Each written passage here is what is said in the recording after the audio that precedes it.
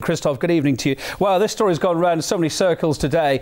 First off, after conflicting reports, how credible are the corruption allegations? The media jumped on the bandwagon when they heard corruption. A lot of media outlets said Russian corruption. It ain't the case. What do you know about it? Well, if that is corruption, Kevin, then I go out of business. The real reason, I think, is merely political. And we may call into our memory that very clearly the US have been in high corruption, in this case, in the last 30 years in Iraq. Knowing just a little bit about the Iraqi people in general and the Prime Minister al-Maliki in specific, it is very clear that, you know, using a word like corruption in this kind of business means kicking the dinner table set off the table.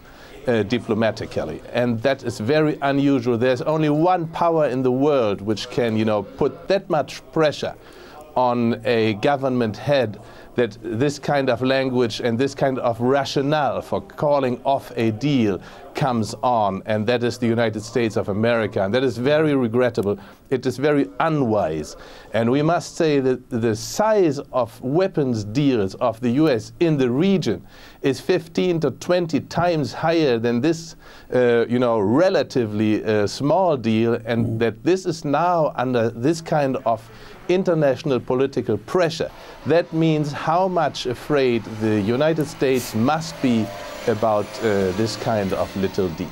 Well, absolutely, Christoph. If this deal does come off, if it does go ahead, end of the day, Russia will become Iraq's #2 arms supplier, won't it? What's that going to do to the balance of regional security then?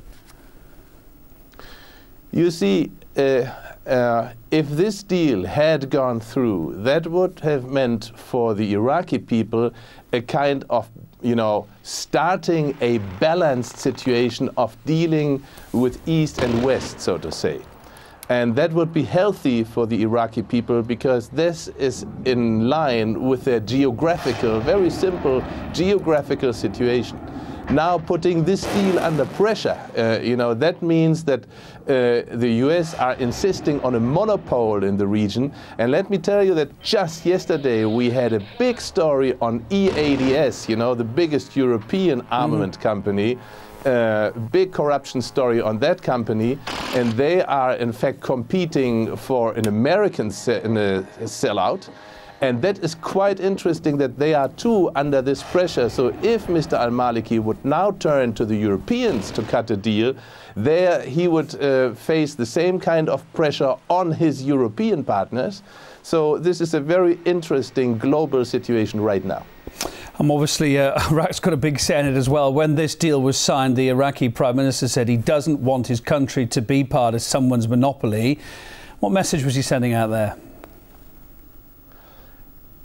It is very clear, you know, it is not Mr. al-Maliki who is calling the shots in Iraqi policies. That is the US right now, and that they are not able, you know, to allow a little competition, just a little, you know. That is a very sad story for Washington, and it doesn't bear good signs for the future. Let me just get this straight, Christoph. As we're reporting, this isn't done and dusted. This information's been going around all day. It isn't definitely off. That's what Iraq's saying. Let me just clarify your understanding. You telling me that you think it is off?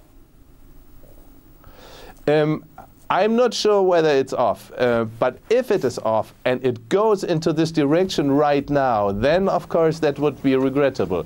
If it can be saved, all the better. Then this is maybe due to the international reaction which will follow this kind of hubbub about this deal. Christoph, thank you very much. Christoph R. Horstel, a much appreciated government and business consultant on the line from Berlin. Best regards to Moscow. Thank you.